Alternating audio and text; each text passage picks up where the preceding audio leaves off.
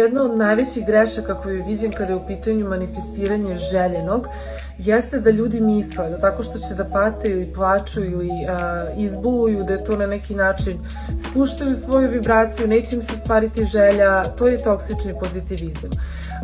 Prava manifestacija željenog dolazi kada prihvatimo svoje osjećanja. Onog trenutka kada ti sebi kažeš ja prihvatam i razumem zašto se ovako osjećam, čak i da ne razumeš i dozvoliš sebi da se tako osjećaš, ti već dižeš svoju vibraciju. A dizanjem vibracije ti dolaziš do željenog. Tako da, to je nešto što ja primenjujem i stvarno u toku dana pitam se Irena kako si. Ako nisam dobro, ja sebi ne kažem moraš biti dobro sad smesteno, kažem ok, nisam. I sada ću da uradim ono što je u tom trenutku moguće, da odgledam seriju, da se čujem sa drugaricom, da na neki način dozvolim sebi to osjećanje i da tako dignem svoju vibraciju. I iskreno, ne pričam ovo nešto da sada palamudim, nego zaista